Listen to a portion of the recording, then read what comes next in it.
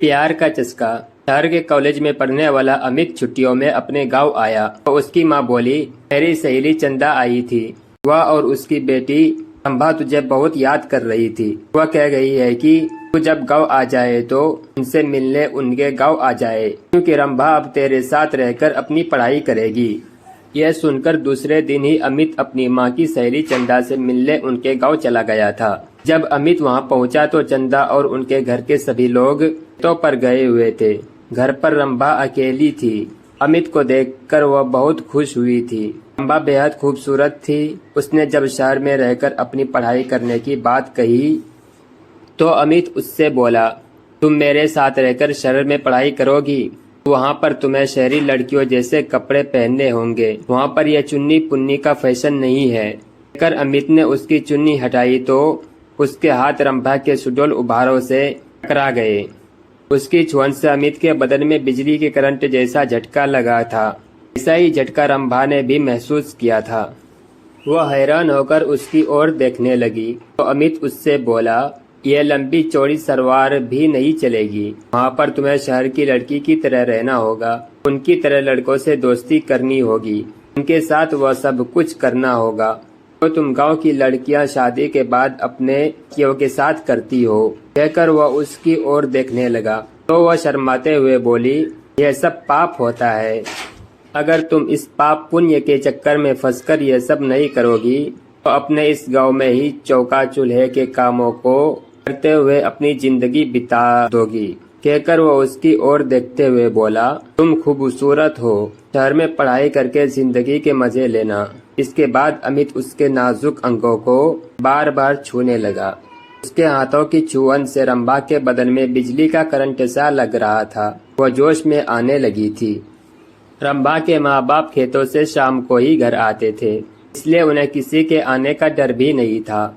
सोचकर रंभा धीरे से उससे बोली, चलो अंदर पीछे वाले कमरे में चलते हैं। ये सुनकर अमित उसे अपनी बाहों में उठाकर पीछे वाले कमरे में ले गया। कुछ ही देर में उन दोनों ने सब कर लिया जो नहीं करना चाहिए था। जब उन दोनों का मन भर गया तो रंभा ने उसे देसी घी का गर्मा गर्म हलवा बनाकर खिलाया। हलवा खाने के बाद अमित आराम करने के लिए सोने लगा। उसे सोते हुए देखकर फिर रंभा का दिल उसके साथ सोने के लिए मचल उठा।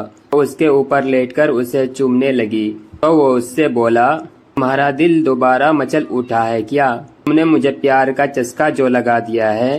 रंभा ने अमित के कपड़ों को उतारते हुए कहा। इस बार वह कुछ ही देर में प्यार का खेल खेल कर मस्त हो चुके थे, क्योंकि कई बार के प्यार से वो दोनों इतना थक चुके थे कि उन्हें गहरी नींद आने लगी थी। शाम को जब रंभा के माँ बाप अपने खेतों से घर लौटे तो अमित को देखकर खुश हुए।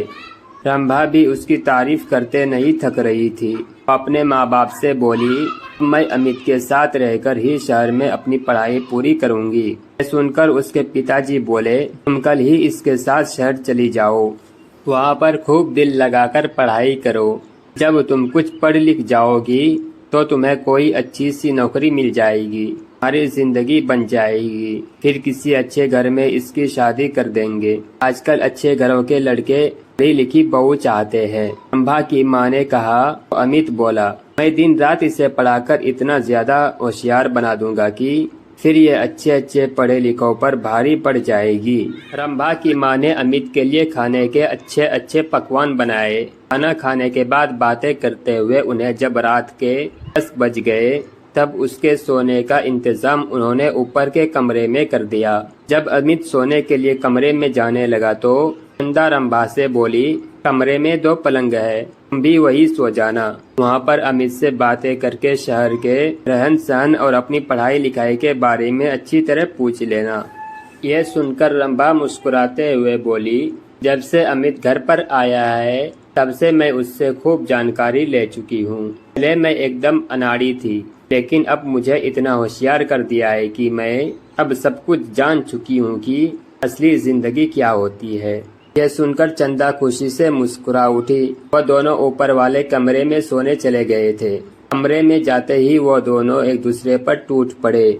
शहर में आकर अमित ने रंभा के लिए नए नए फैशन के कपड़े खरीद दिए। पहनकर वह एकदम फिल्म हीरोइन जैसी फैशनेबल हो गई थी। अमित ने एक कॉलेज में उसका एडमिशन भी करा दिया था। जब उनके कॉलेज खुले तो अमित ने अपने कई अमीर दोस्तों से उसकी दोस्ती करा दी, तो रंभा ने भी अपनी कई सहेलियों से अमित की दोस्ती करा दी। गांव की सीधी सादी रंभा शहर की जिंदगी में ऐसी रम गई थी कि दिन में अपनी पढ़ाई और रात में अमित और उसके दोस्तों के साथ खूब मौज मस्ती करती थी। जब रंभा शहर से दूसरी लड़कियों की तरह बन संवर कर अपने गाँव जाती, तब सभी लोग उसे देखकर हैरान रह जाते थे। उसे देखकर उसकी दूसरी सहेलियां भी अपने माँ बाप से उसकी तरह शहर में पढ़ने की जिद करके शहर में ही पढ़ने लगी थी।